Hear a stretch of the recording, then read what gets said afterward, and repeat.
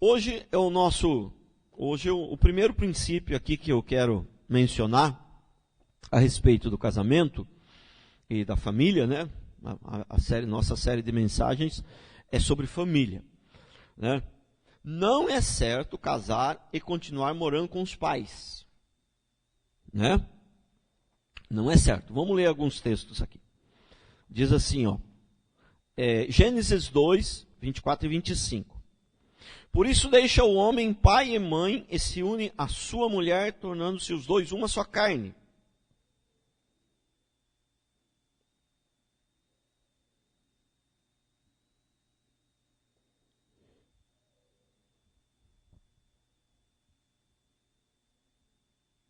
Por isso deixa o homem pai e mãe,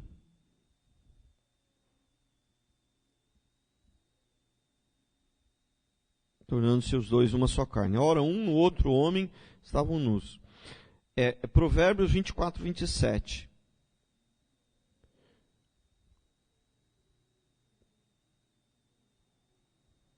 Cuida dos teus negócios lá fora, apronta a lavoura no campo e depois edifica a sua casa. Irmãos, né? A pessoa precisa casar e pensar em ter alguma coisa e ter para onde ir, né? Olha o que diz Provérbio 24, 27. Cuida dos teus negócios lá fora, apronta a lavoura no campo e depois edifica a tua casa. Quer dizer, a pessoa não tem salário, não tem lugar para morar e quer casar e ficar morando com os pais. Você viu como é forte o Anderson que gosta desse versículo aqui, né, Anderson? O Anderson que gosta. Cuida dos teus negócios lá fora. Apronta a lavoura no campo, depois edifica a sua casa. Quer dizer, antes de edificar a casa, antes de casar, antes de ter uma família, né, tem que aprontar a lavoura. Tem que deixar a lavoura no jeito, entendeu? Quer dizer, o que significa isso aqui? Né? Você tem que ter um emprego, você tem que ter de onde tirar o sustento, você tem que ter uma lavoura. Aqui está se referindo, né? Quem mora na roça tal, ele tem que ter uma lavoura para tirar o sustento. Mas como nós não temos lavoura aqui, o que tem que ter? Tirar o sustento, tem que ter um emprego. O mínimo que o cara tem que ter é um emprego, e uma casa não precisa ser casa própria, pode ser alugada, mas ele tem que ter um lugar para morar. Né? Então, obviamente, como isso aqui não é uma coisa assim pecaminosa, dizer, se a pessoa casar, eu penso assim, que a pessoa casar e morar junto com os pais na mesma casa, nem pensar. Nem pensar. Agora, e morar na casinha dos fundos?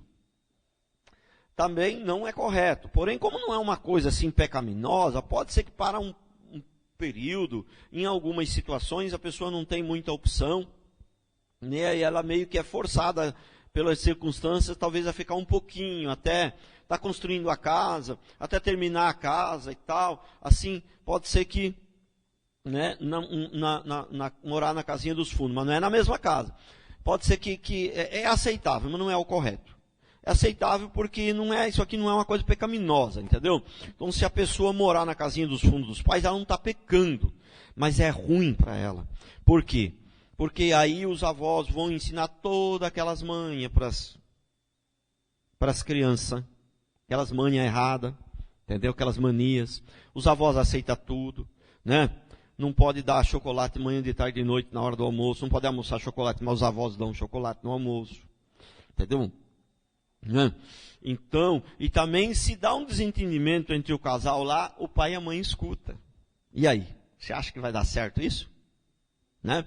O casal se desentende, porque casal se desentende mesmo. E às vezes o negócio pega, né?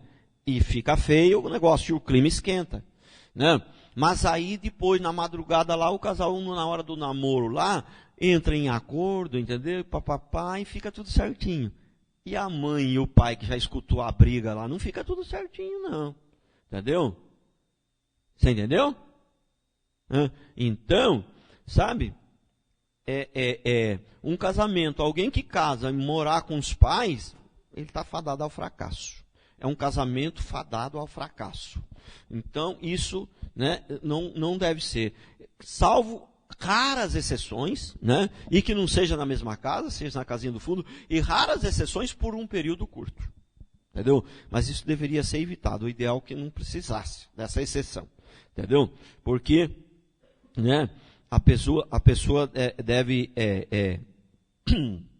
evitar isso. Então, quem quer casar,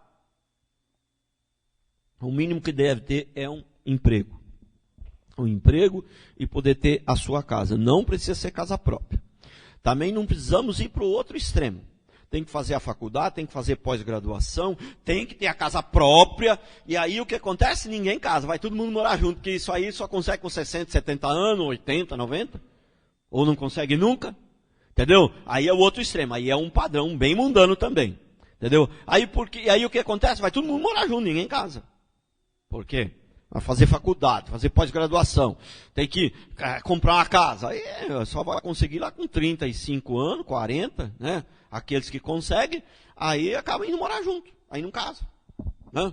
Então esse também é um outro extremo. Também, não é assim não. A pessoa tem que ter um mínimo. O mínimo é um emprego. Um emprego. Se ela tiver um emprego, dá para arrumar uma casinha que seja um quarto com banheiro. Entendeu? Mas ela tem a casinha dela. Não? Alguém tem um emprego, entendeu? Ganha R$1.000, R$1.000 e pouco, consegue alugar um quarto por R$300, dá para casar. Dá para casar. Mas ele tem que ter a casinha dele. Não. Ele tem que ter a casinha dele. Amém? Um outro princípio muito importante. Casamento de crente só pode ser com outro crente. E tem que ser outro crente de verdade. Não é assim, casamento de crente tem que ser com alguém que vai na igreja. Não. Mais da metade das pessoas que vão na igreja não são crentes. Entendeu? Não, tem que ser casamento de crente, tem que ser com outro crente. Ah, mas como é que eu sei? Fácil. Simples. Né? Pelos frutos se conhece. Ah, mas eu não sei muito bem ver isso. O pastor, os irmãos da igreja que são mais antigos na igreja, ele sabe quem é crente e quem não é. Né? Ele sabe, pelos frutos, porque a Bíblia diz, pelos frutos se conhece. Né? Então, o que acontece? A pessoa que vai casar, ela tem que se aconselhar com quem sabe mais, com quem está de fora, os pais, com, né, o pastor. Então, uma pessoa que vai se casar e não pede conselho aos pais e nem ao pastor, está fadada ao fracasso. Né? Está fadada ao fracasso. Então, é preciso se aconselhar com quem sabe mais, quem está próximo. O casamento de crente tem que ter a aprovação dos pais e do pastor. Né? Os pais e o pastor tem que estar feliz. E a igreja também. Quando o pai e o pastor concordam, a igreja está todo mundo fica feliz. E dá tudo certo. Entendeu? E dá tudo certo não significa que não vai ter um problema, não vai ter dificuldade. Eu estou falando que as dificuldades que vierem vão ser vencidas. Né? Então, 1 Coríntios 6. Agora tem um detalhe importante. Duas pessoas que se casam, que são do mundo, que nunca foram na igreja, tem a possibilidade de dar certo? Tem. Tem sim. Porque elas não conhecem, as duas são iguais, elas não conhecem a palavra e as duas concordam com tudo. Elas estão de comum acordo. Entendeu? Porque elas não conhecem e Deus tem mais misericórdia também porque elas não conhecem. Mas uma pessoa que já conhece um pouco a palavra, vem na igreja e casa com alguém lá, aí é totalmente fadada ao fracasso. Aí não dá certo. Então, se você vem na igreja de vez em quando, entendeu? Mas não é firme, não tem firmeza, e o seu filho acaba vindo de vez em quando também não tem firmeza, você está estragando a vida dele. Porque se ele não viesse nunca, ele tinha chance de casar com uma pessoa do mundo e viver melhor. Mas como ele está na igreja, ele conhece um pouco da palavra, mas não é crente, mas não sabe nem se está de lá ou de cá, entendeu? Aí ele acaba casando com uma pessoa do mundo, e aí vira um inferno na vida dele. E a sua também, porque quando os filhos, a vida do filho é no inferno, a dos pais também vira um inferno. Entendeu? Então, 1 Coríntios 6,15. Não sabeis que vossos corpos são membros de Cristo? E eu, porventura, tomaria os membros de Cristo e os faria membros de meretriz e prostituta? Absolutamente não. Quer dizer, Deus considera quem não é crente como prostituta. É forte isso aqui. Né? Deus considera quem não é evangélico, quem não é filho de Deus, quem não busca Deus, quem não se arrependeu dos pecados, quem não, sabe, ele considera como prostituta. É forte, mas é o que está escrito aqui, não sou eu que estou falando. Ou não sabeis que o homem que se une à prostituta forma um só corpo com ela? Entendeu? Porque se diz serão os dois uma só carne. Ele está dizendo que o cristão casar com alguém que não é cristão, ele está se unindo com uma prostituta. Olha que coisa. Né? Meu Deus. Né? Olha aqui 2 Coríntios 6, 14 a 18. Não vos ponhais em julgo desigual com os incrédulos, porquanto que sociedade pode haver entre a justiça e a iniquidade. Ou que comunhão a luz com as trevas. Ele compara o cristão com a luz e o não cristão com as trevas. Olha que coisa. Que harmonia entre Cristo e o maligno. Quer dizer, ou que união do crente com o incrédulo. Quer dizer, ele está dizendo que quando um cristão casa com uma pessoa incrédula, está se unindo Deus e o diabo. Como pode haver? Ele fala, não pode haver uma união entre Cristo e o maligno. Né? Então, quer dizer, é uma união que não vai dar certo. Uma união... Né? Continuando a leitura, que ligação há entre o santuário de Deus e os ídolos? Porque nós somos santuário de Deus vivente, como ele próprio disse: habitarei e andarei entre eles, serei o seu Deus, e eles serão meu povo. Por isso retirai-vos do meio deles, separai-vos, diz o Senhor, não toqueis em coisas impuras, eu vos receberei. Serei vosso pai, e vós sereis para mim filhos e filhas, diz o Senhor Todo-Poderoso. Olha que coisa, né? Então, o casamento de um cristão com um incrédulo é uma coisa terrível. Mateus 12, 25. Jesus, porém, reconhecendo-lhe os pensamentos, disse: todo reino dividido contra si mesmo ficará deserto, e toda cidade ou casa dividida contra si mesmo contra si mesma não subsistirá, não permanecerá.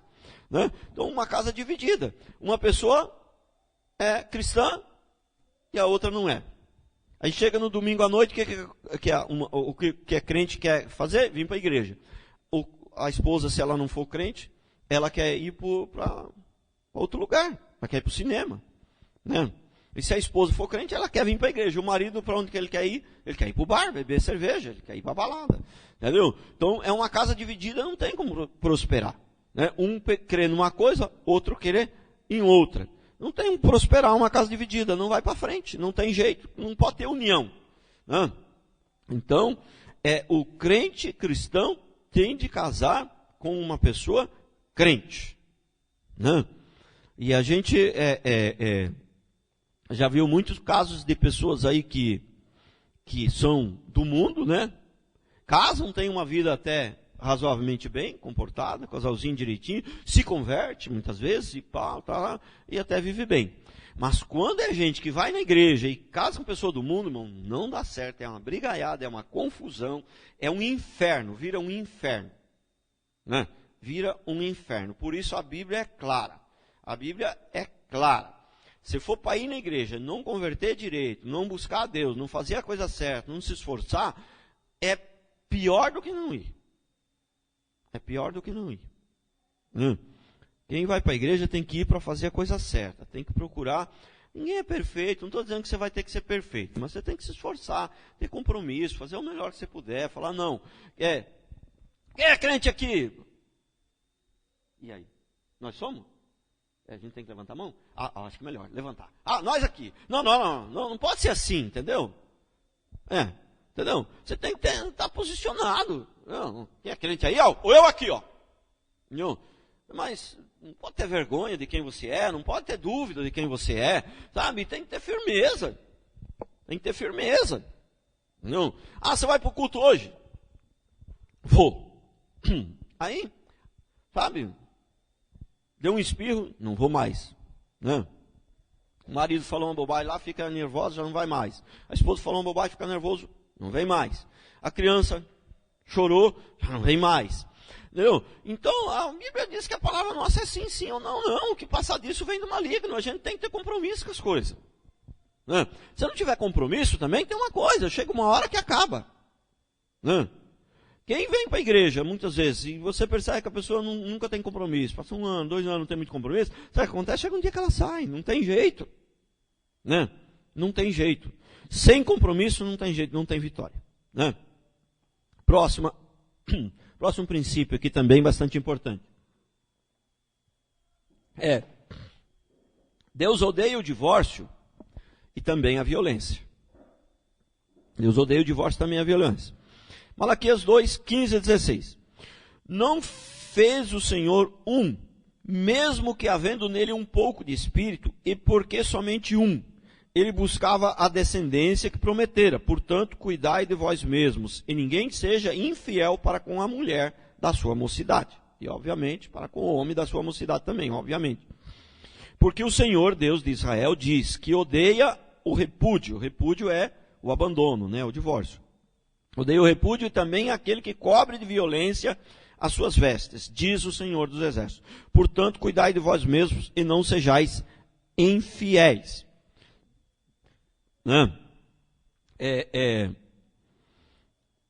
1 Coríntios 7, 10 e 11 diz assim: ora, aos casados ordeno, não eu, mas o Senhor, que a mulher não se separe do marido. Se porém ela vier separar-se, que não se case, ou que se reconcilie com seu marido, e que o marido não se aparte da sua mulher. Então, é lógico que a gente sabe que tem pessoas que vêm para a igreja, já tinha separado antes, não sabia, achava que podia e tal, e aí Deus vai ter misericórdia e tal, pá. Mas nós vamos falar de quem, né, está na igreja. Então, não existe, as pessoas associam a separação com o novo casamento. Não. Então, se Deus permite separar, então Ele permite o novo casamento. Elas associam como se fosse uma coisa só, né? Mas só que são duas coisas diferentes. A Bíblia diz que por causa da dureza do coração, Deus permitiu a separação. Mas nela não diz que por causa da dureza do coração é permitir o segundo casamento. Prestou atenção? Entendeu? Então, segundo o casamento não existe. Separação, infelizmente, existe. Por causa da dureza do coração, a pessoa está sofrendo risco de vida lá, está correndo risco de vida, o marido quer matar ela, ela é obrigada a sair de casa. Vai ter que separar, não vai ter jeito, né? Então, por causa da dureza do coração, Deus permite. Deus não quer que a pessoa morra lá, não quer que o marido mate ela. Ou vice-versa, que tem mulher hoje que mata marido também, entendeu? Então, Deus não quer que ela seja morta pelo marido, então Deus permite, mas é por causa da dureza do coração, entendeu? Mas o que acontece? Né? Tem irmãs que ficam tiririca com os pastores de verdade, tem irmãs que ficam tiririca comigo, entendeu? Quando eu falo que não existe separação, que não pode separar, que Deus não aprova a separação, não aprova o novo casamento. Entendeu? Então ela fica tiririca comigo, porque, pastor, você não sabe o que eu passei, você não conhece o meu marido, ele é um monstro, mas você não sabe. Irmão, presta atenção numa coisa, porque o seu marido é um monstro, nós vamos mudar a Bíblia agora? Olha que absurdo. Elas querem que a gente mude a Bíblia por causa da experiência que ela está tendo. Tudo bem. Eu concordo que tem marido que é um monstro mesmo, eu concordo, não tenho dúvida, e me compadeço dessas mulheres. Mas e daí? Eu não posso mudar a Bíblia por causa disso.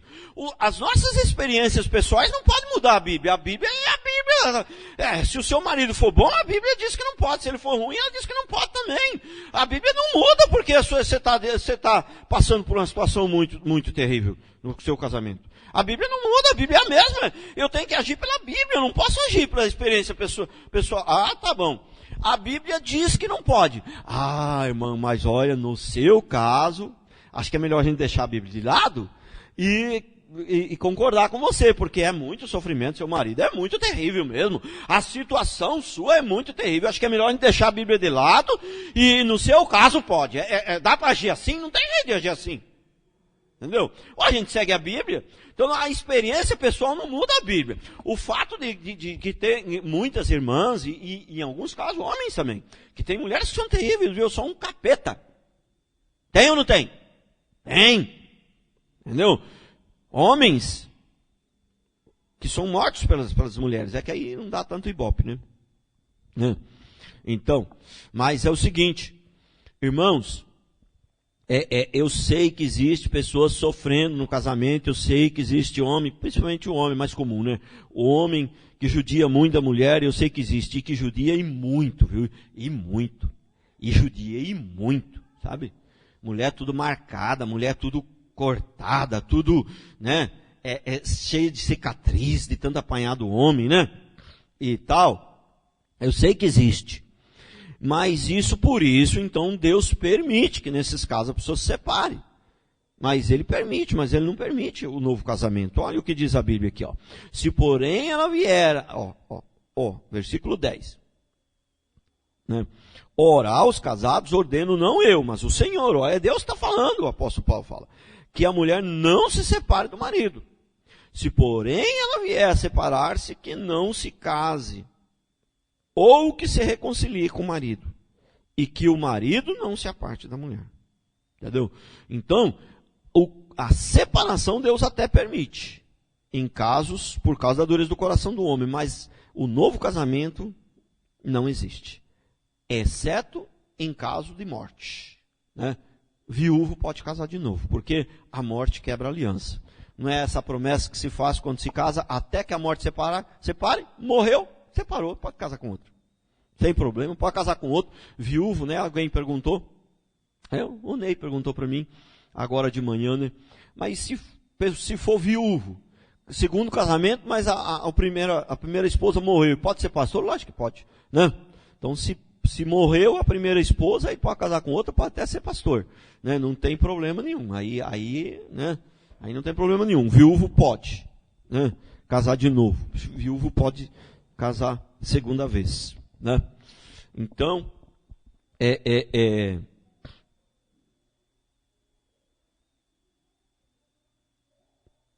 aqui, ó.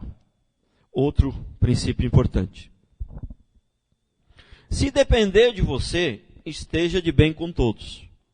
Por que se depender de você? Porque é óbvio. Tem situações em que você quer fazer o melhor, mas não depende de você. Entendeu? Tem situação em que você mesmo fazendo o certo, você mesmo fazendo o melhor que pode, a pessoa não vai gostar, não vai adiantar. Entendeu? Tem situação que a casa não depende de você, né? Para as coisas estarem bem. Né? Se depender de você, esteja de bem com todos. Aí, se depender de você, o que acontece? A pessoa está com raiva de você. A pessoa está magoada com você. Então, se depender de você, o que depende de você? Vai lá e pede perdão a ela. Se humilha, pede perdão a ela. Isso depende de você, não depende. Só depende de você. Agora, e se mesmo você fazendo isso, ela continuar com raiva, aí já não depende mais de você. Aí você vai fazer o quê? Né? Então, se depender de nós, estejamos de bem com todos. Né? Amós 3,3 diz, andarão dois juntos se não houver entre eles acordo. Então a gente sabe que se não houver acordo não tem jeito. Um quer ir para São Paulo, outro quer ir para o Rio de Janeiro, como é que vai andar juntos os dois? Não tem jeito. Né? Então se um é do mundo e outro é crente, como é que vai andar junto? Um quer ir para o bar, o outro quer ir para a igreja, como é que vai andar junto? Né? Um quer ir para a balada, o outro quer ir para a igreja. Como é que vai andar junto? Então, andarão dois juntos se não houver entre eles acordo. Se a gente quiser andar junto, você tem que andar com quem a gente possa ter acordo. Possa ser conversado. E você sabe que tem gente que não tem acordo. Não tem acordo. Né? E olha aqui 1 Coríntios 7, 15 e 16. Mas se o descrente quiser apartar-se, que se aparte. Em tais casos não fica sujeito à servidão, nem o irmão, nem a irmã. Deus vos tem chamado à paz. Pois como sabes, ó mulher, se salvarás teu marido? Ou como sabes, ó marido, se salvarás tua mulher? Aqui é uma pergunta, mas aquela pergunta afirmativa, né? Não tem como você saber se seu marido vai se converter. Por exemplo, isso aqui é para quem de repente casou, nenhum dos dois era crente, aí um dos dois vai e se converte. Né? Aí aquele que o outro não quer converter e começa uma guerra. Mas antes de você sair da igreja, você tem que largar o marido. Né? Porque se não for possível conviver com ele, né? Entre Deus e o marido, você tem que escolher a Deus. Ou entre Deus e a esposa, tem que escolher a Deus. Porque você não sabe como se ele vai se converter ou não. Não tem como saber. A Bíblia diz que na volta de Jesus vai ter dois numa cama, um vai ser levado, vai ficar o outro. Significa que vai ter gente que o marido é crente, a mulher não é. Vai ter casais que a mulher é crente e o marido não é. E não tem como saber. Né? Eu sei que muitos usam aquele texto lá de Atos dos Apóstolos, do carcereiro, né? Que Paulo diz, né? Crê no Senhor Jesus, será salvo tu e a tua casa. Usam esse texto, né? Pregando por aí uma palavra motivacional, né? Porque aí dá uma palavra motivacional. Né? Todo o casamento que todo o cônjuge que o seu cônjuge não é crente, aí, não, crê no Senhor Jesus, será assaltei a tua casa.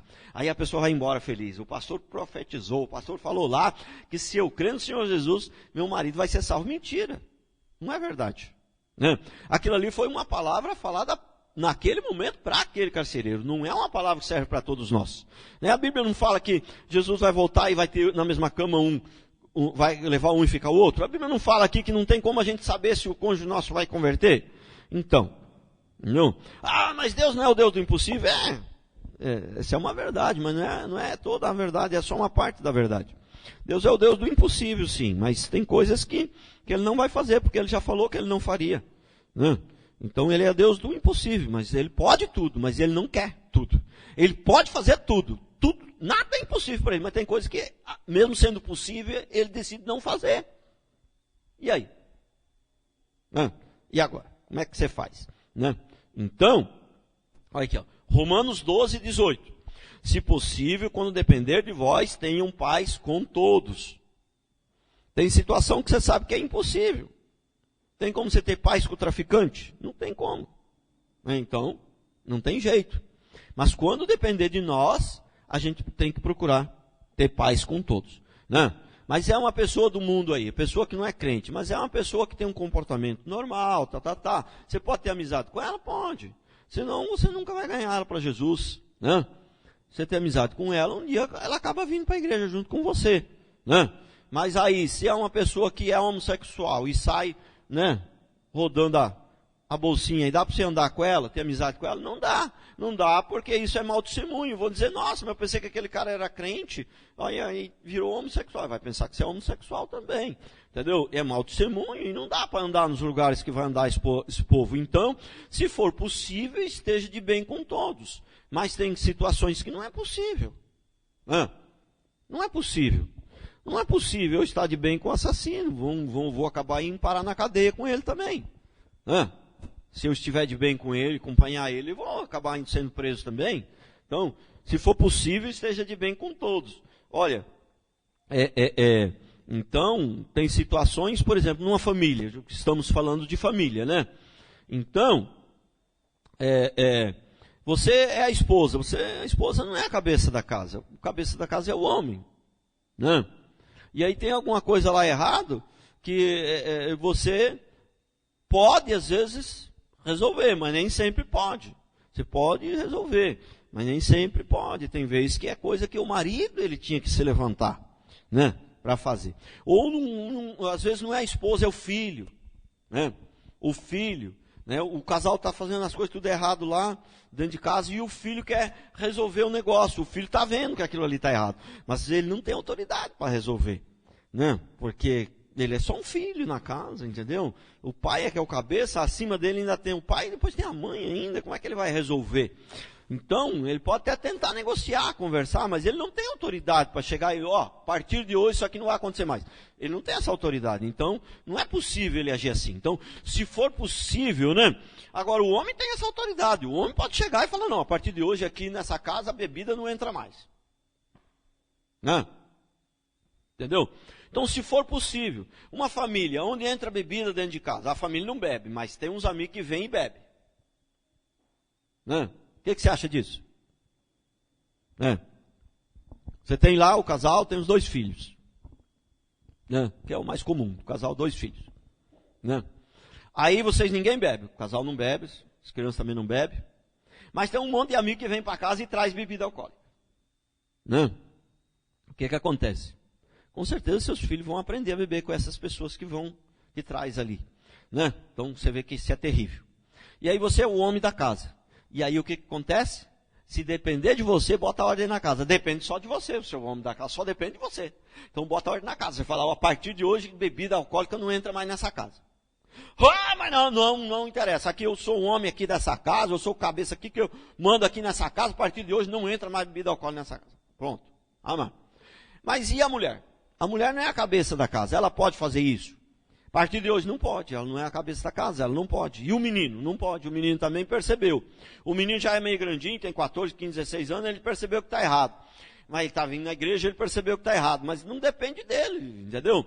Mas ele pode tentar, ele pode conversar com o pai. Pai, não é legal isso aí, o pessoal vir trazer bebida, ele pode tentar. Então, mas de repente se o pai, né, não ouvir ele, não depende mais dele. Então, ele está livre desse pecado. Porque não depende dele. Mas quando depender de nós, nós temos que agir. Temos que fazer o que é certo. Temos que mudar de vida. Temos que tomar uma posição, né? E quando depender de nós, nós temos que procurar estar de bem com todos. Também. Procurar, né? Fazer o certo sempre quando depender de nós. 27. Um outro princípio bastante importante. Incompatibilidade de gênios. Né? Então, o que acontece? Isso aqui é um assunto muito importante da gente esclarecer. Irmãos, as pessoas do mundo casam, os ímpios, eles casam e depois de 1 ano, 2, 3 anos, eles, né, uma grande parte separa, né? E ímpios que não frequentam a igreja e ímpios que frequentam a igreja também, né? Se separam bastante, né? Porque alguns anos atrás eu li até uma pesquisa, parece que tipo 15% se separava no primeiro ano de casado e por aí afora. Tinha uma lista lá, mas não lembro mais. Eu só sei que entre os ímpios chegava até os 50 anos de casado, só 18% chegava, né? Até a morte ou até os 50 anos de casado. Né? Só 18% chegava, o resto se separava. Né? Tipo assim, se a pessoa não morresse, separava 80%, mais de 80% se separava antes dos 50. Né? Dos 50 anos de casado. E tem muita gente com 50 anos de casado, viu? Não é pouco não. Aqui, ó. Então, o que a gente imagina? Incompatibilidade de gênio. O ímpio, eles casaram, agora separaram por incompatibilidade de gênio. Isso não existe. Como não existe? Existe sim. Não existe incompatibilidade de gênio? Existe incompatibilidade de um monte de coisas. Que absurdo. Os crentes têm uma mania de achar que não existe incompatibilidade de gênio. Existe incompatibilidade de gênio, existe incompatibilidade de um monte de coisa, irmãos. De um monte. E incompatibilidade é uma coisa terrível também. É uma coisa terrível. Então, o que acontece é o seguinte, é que a gente se escandaliza, não porque não existe incompatibilidade, a gente se escandaliza porque a incompatibilidade não deveria ser um motivo para se separar. Porque qualquer compatibilidade já separa. Mas que existe a incompatibilidade, existe. Bom, e se existe a incompatibilidade, o que acontece? O que a gente deveria pensar? Antes de casar, tem que pensar nessa incompatibilidade. Entendeu? Tem que pensar. Tem que pensar. Essa pessoa com quem eu vou me casar, ela é muito incompatível comigo? Ela é muito diferente de mim, né? Ela tem um gênio muito difícil. Essa pessoa, ela é crente, porque tem esse detalhe também, né? O pessoa crente tem que casar com outro crente, mas não é qualquer outro crente também, viu? Tem esse detalhe também. Pastor, mas assim é muito difícil. Jesus não falou que seria fácil. Jesus falou que seria fácil? Ele não falou. É difícil, mas não é também tão difícil assim. Se a gente confiar, Deus, Ele faz a obra. Na verdade, não é difícil, é impossível. Para nós, né? Mas Deus faz a obra das nossas vidas. Ele se encarrega de ajustar as coisas. Quando a gente está se dedicando, a gente está se esforçando para fazer o certo. Então, mas por exemplo, né? Então, falando da incompatibilidade de gênios, né? Uma pessoa é crente. Ela é crente, ela é firme. Mas tem crente firme que são geniosos, cara, que são difíceis, tem uma personalidade difícil. E aí o que vai acontecer se você casar com uma pessoa assim? Tem pastores que são nascidos de novo, são crentes de verdade, mas tem um gênio difícil de lidar. O que vai acontecer se você casar com uma pessoa assim? Vai tudo pro brejo? Não. Se você casar com uma pessoa do mundo, vai tudo pro brejo.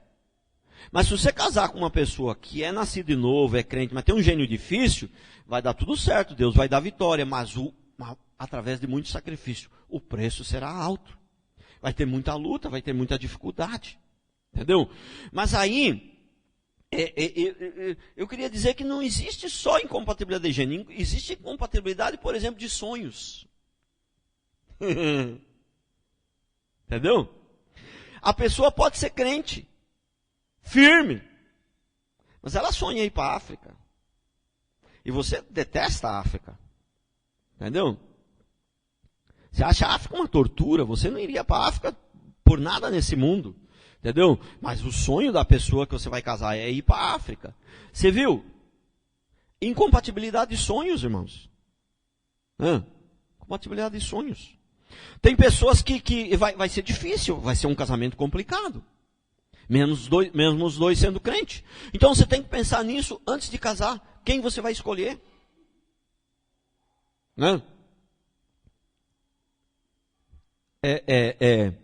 Eu sei que eu uso uma expressão às vezes, né? Muitos casaizinhos assim, quando querem, né, estão se preparando ali para casar, eu falo, os dois combinam. Eles pensam que eu estou me referindo aos olhos azuis, o cabelo longo. Até isso também, porque eu acho que também, lógico, por exemplo, a moça tem lá, né, 1,90 m. O rapaz tem 1,60 m, 1,65 m. Tem algum pecado nisso? Não tem pecado nenhum. Não vejo problema nenhum. Pode casar? Pode. Mas acho que não combina muito, né? Fica meio esquisito, né? Entendeu? Né? Mas é uma coisa que não combina muito. Entendeu? Tudo bem, então eu estou me referindo até a isso, mas não estou me referindo muito a isso, não. Entendeu? Entendeu? Então, sabe, uma pessoa assim muito bonita demais, e casa com uma pessoa muito feia demais. Aí o povo começa, é seu empregado? Entendeu? Fica complicado, entendeu? Não. Uma pessoa que é muito jovem casa com uma pessoa muito mais velha. Entendeu? E aí a pessoa começa, é sua mãe? Ah, você trouxe sua mãe hoje?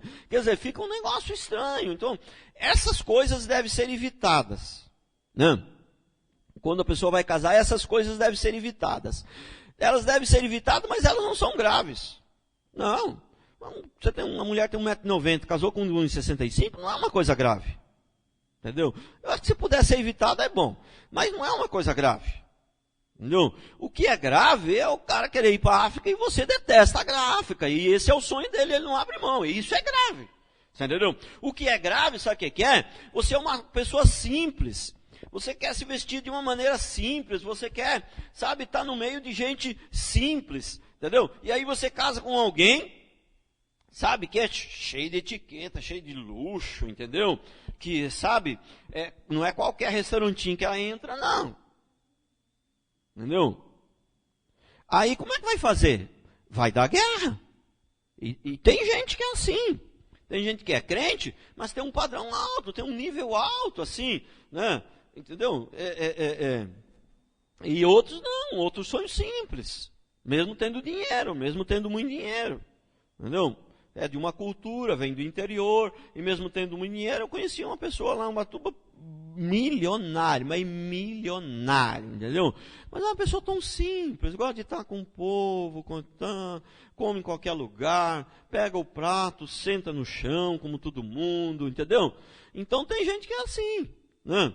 Eu sou assim, eu nasci na roça, eu nasci no interior, eu sou uma pessoa simples, eu procuro me vestir razoavelmente bem para não dar mau testemunho. Porque se vestir mal também é meio que mau testemunho. Ai, que pastor, malacamento. Entendeu? Para não dar mau testemunho, só para isso, porque eu não tenho chiqueza, eu não estou preocupado sabe, em ser chique, em estar me mostrando, não me preocupo com isso. Entendeu? Então, mas tem gente que é assim. Então, essas coisas que tem que combinar, entendeu? Ele para ele, se tiver sabe, um golzinho assim, bem, não quebra toda hora, para ele estar de bom tamanho. Mas tem gente que se não for um Honda Civic, a pessoa vai morrer infeliz. Entendeu? Veja bem, se você casa com uma pessoa assim, fica difícil. Não? Por quê? Os valores são diferentes. Os pensamentos são diferentes, os alvos são diferentes, os sonhos são diferentes e os valores são diferentes. Entendeu? Ou você casa com uma pessoa que quer ter uma meia dúzia de filhos. Meu sonho é ter uma meia dúzia de filhos. Prestou atenção? Ele é crente. Ele é salvo. Ele é crente de verdade. Ele nasceu de novo. Ele se arrependeu dos pecados, ele nasceu de novo. Mas ele quer ter pelo menos 6 filhos. Tem gente que é assim, tem ou não tem? Bom, 5, 6. Entendeu? E você é crente também, nasceu de novo, é salvo também, os dois são crentes, mas você, Deus me livre, 6 filhos, Deus me livre, eu quero ter um ou nenhum. Prestou atenção como você vai ter problema no casamento? Prestou atenção? Então não só existe a tal da incompatibilidade de gênios, como também existe a incompatibilidade de sonhos, existe a incompatibilidade de alvos, da maneira de ser, entendeu? Então você tem que procurar na medida do possível pessoas que tenham menos. Você não vai conseguir encontrar uma pessoa perfeitinha, do jeito seu exato, mas que tenha menos possível incompatibilidade. Vai ter que ter uma ou outra ali, não tem jeito, né? Senão você vai ter que procurar, onde você vai achar isso, né? Então sempre vai ter alguma incompatibilidadezinha, mas não pode ter demais, você consegue compreender? Em algumas coisas, e algumas coisas que são muito importantes no caso dos filhos. A pessoa tem um sonho muito forte, ter uma meia dúzia de filhos, e você queria ter um só ou nenhum, aí já é uma incompatibilidade meio forte, é uma causa meio grave. De repente, não dá para casar com uma pessoa assim, né? Você vai ter que... vai ter que procurar outra pessoa, né? Então, e tem também, então tem os sonhos diferentes, valores diferentes, tudo, mas tem a criação diferente também. Entendeu? Uma pessoa que foi criada de um jeito, e aí foi criado de um jeito, e você casa com uma pessoa que foi criada muito diferente, muito diferente, muito diferente. Tem pessoa que foi criada no fubá, irmãos, tem outros que foi criado no todinho. Entendeu? Sabe qual que é a diferença? Entendeu? Pessoa que aceita tudo, come qualquer coisa, entendeu? Ele foi criado no fubá e na mandioca, entendeu? Ele come qualquer coisa, o que vier ele traça, ele não passa apertados. Se precisar sentar na mesa, senta, se não precisar. Na mesa não, melhor sentar na cadeira. Brincadeira, essa não foi boa, essa piadinha, né? Entendeu? Se precisar sentar na cadeira, ele senta. Se precisar sentar no chão, ele senta. Comer mandioca, ele come. Se é batata, ele come. Se está frita, ele come. Se não está cru, ele come também. Tem gente que foi criado assim. Mas tem gente que foi criado no todinho, irmão. Entendeu? Meu filho mais velho, né? A gente morava perto do restaurante. Eu tinha restaurante. E o restaurante meu era restaurante top, né? E aí o que acontece? Com 5, 6 anos de idade, porque lá é cidade pequena, Ubatuba, né? 5, 6 anos de idade já, 7 anos assim, eu acho. Ele pegava a bicicletinha dele, saía da escola, pegava a bicicletinha dele e ia lá pro restaurante. Sentava na mesa, levantava o dedinho assim, garçom? Entendeu? Né? Aí, pedia as coisas, né? E tinha que ser tudo direitinho. O garçom falava que ele era exigente, entendeu? Até hoje o padrãozinho dele é meio altinho, não come qualquer coisa. É a criação, irmão. É a criação, entendeu? Então, o que acontece? Né? É a criação. Apesar que os dois foram criados mais ou menos no meio, o outro já era mais acostumado a ir para o mar, pescar, acampar, já tinha mais coisa diferente. Então, são muitas coisas que quanto mais afinidade nesses tipos de coisa, por isso que a gente tem que conversar. Quando você vai arrumar alguém para casar, você não pode. E eu estou falando aqui, a maioria aqui é casado, irmãos, praticamente, quase que todos não, mas a maioria não é casado. Não, apesar que tem alguns aí que não é casado sim, né? Não é tão poucos não. Mas estou falando para quem já é casado também, para você saber orientar quem você vai ter filho, tem um sobrinho, tem um parente, tem um irmão da igreja que é menos experiente que você. Falando, você também precisa saber. Quem é cristão precisa aprender sobre tudo, irmão. Entendeu? Né? E a pessoa precisa, quando vai casar, ela precisa pensar nisso, com quem eu vou casar. Primeira coisa é ver se ele é crente, mas depois ver se as coisas combinam, se os alvos são mais ou menos parecidos, se estão, né? Se a pessoa está querendo chegar mais ou menos no mesmo lugar que você, né? Se combina, porque andarão dois juntos se não houver entre eles acordo. Um quer ir para a África e o outro quer ficar, acha que Moreira é grande demais, quer ir para Roseira, porque aqui é grande demais, já está meio... É grande isso aqui, né? O outro quer ir para Nova York, entendeu? Irmãos, eu já estou achando isso aqui grande demais para mim, irmão. Estou achando grande demais para mim, eu detesto cidade grande, né? Mas tem gente que gosta de cidade grande, São Paulo, Nova York, né? Pequim. E aí, como é que vai fazer? Vai casar com uma pessoa assim? Entendeu? Tem que tomar um certo cuidado.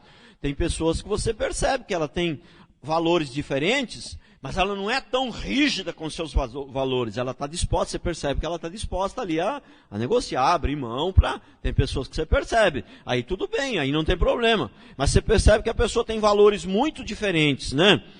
Costumes muito diferentes, uma criação muito diferente, e ela é muito firme, não está disposta a abrir mão. Fala, e agora?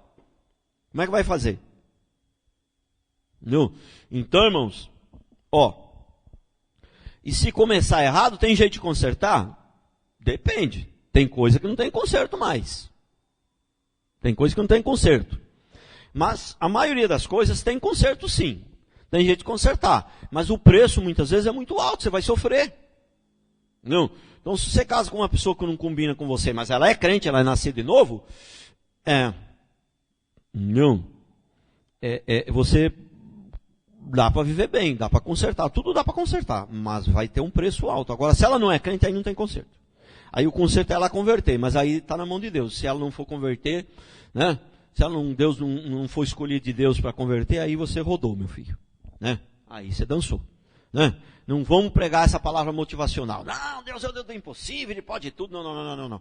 Deus é o Deus do impossível, Ele pode tudo sim, mas tem coisa que Ele já determinou que Ele não vai fazer. E uma delas é o seguinte, se a pessoa não quer converter, ela não foi escolhida, não foi chamada, o coração dela é duro e ela não quer converter, ele não vai.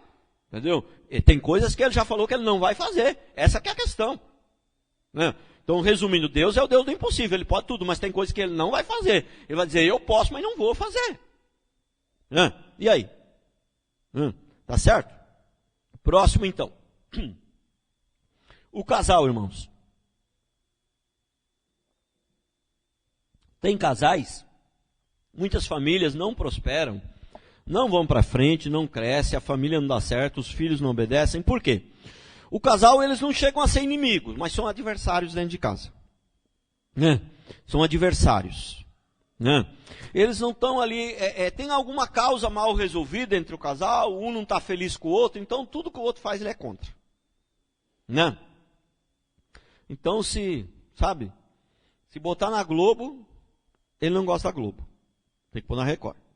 Mas se pôr na Record, ele quer voltar para a Globo. Entendeu? A televisão. Então, é o seguinte, ele é do contra.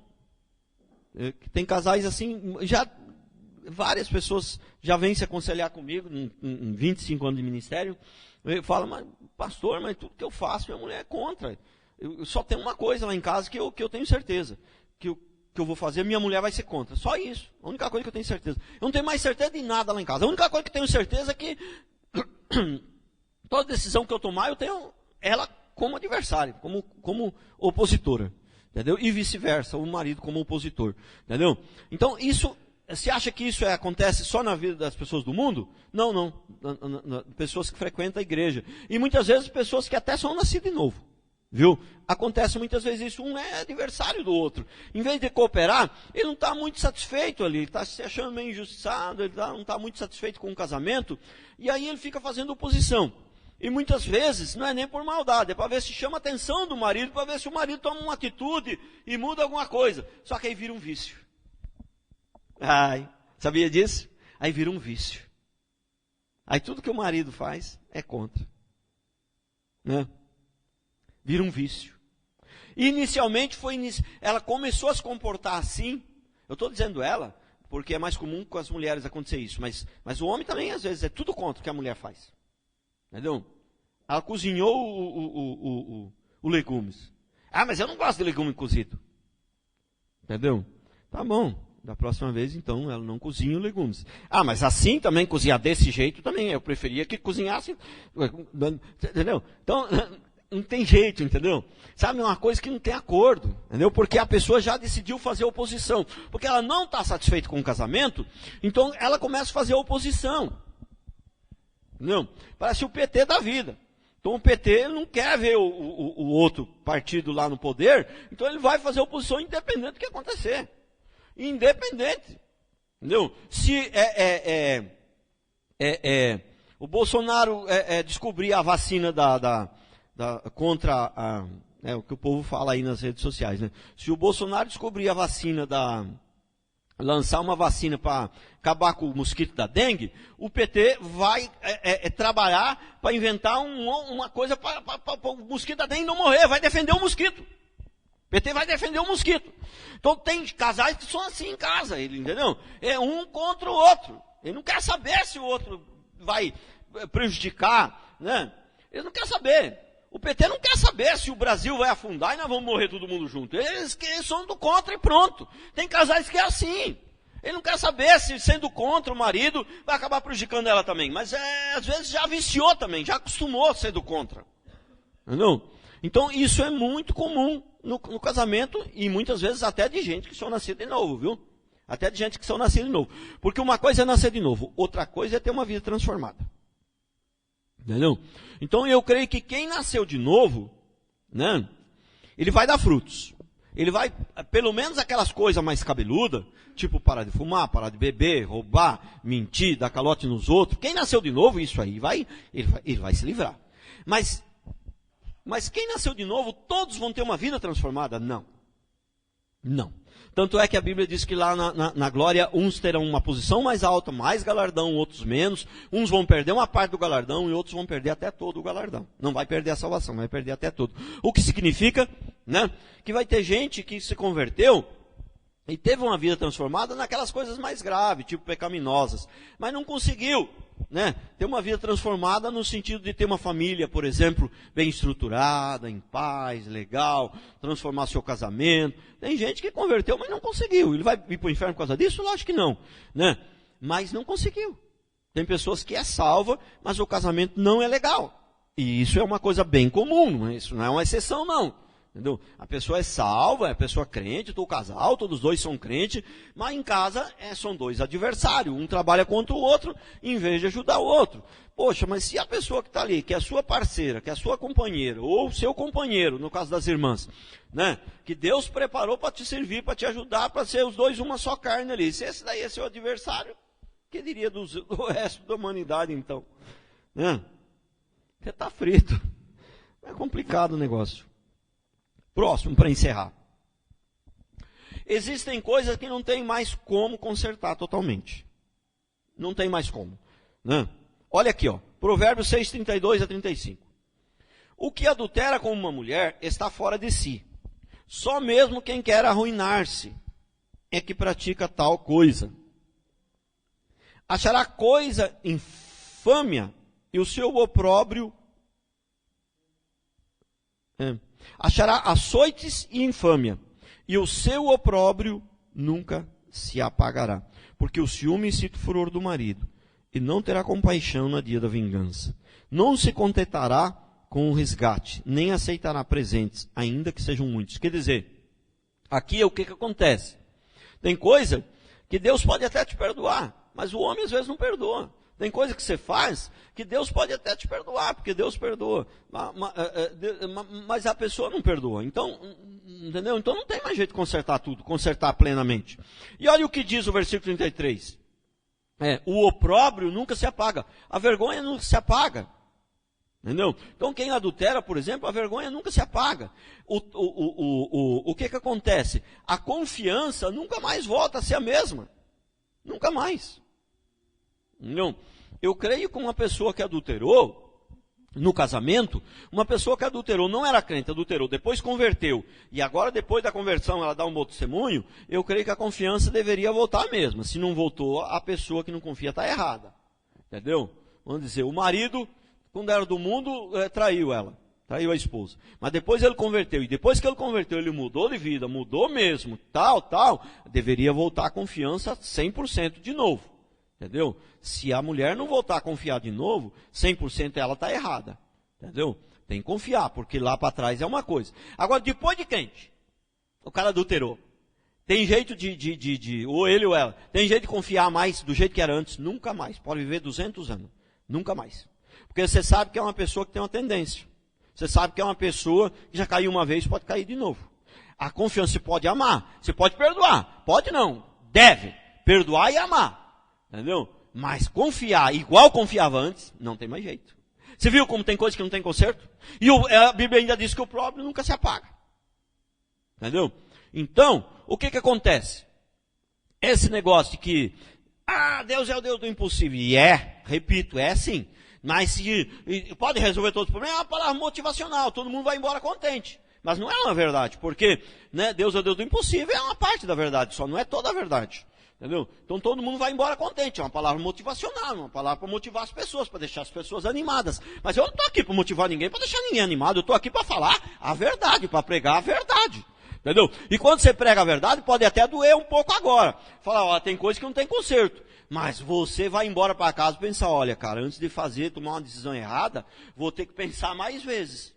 Porque eu achava que tudo podia se resolver, que Deus poderia resolver tudo para mim, então eu estava agindo de qualquer jeito. Agora que eu estou sabendo disso, eu não vou mais agir de qualquer jeito, não vou tomar, antes de tomar qualquer decisão, eu vou pensar 2 vezes, porque o pastor falou que dependendo da atitude, dependendo do que a gente fizer, pode não ter mais conserto. Então antes de eu tomar uma posição, eu vou pensar 2 vezes. Presta atenção como a verdade sempre é que guarda as nossas vidas, a mentira sempre é ruim, a mentira motiva na hora, mas depois ela te destrói lá fora.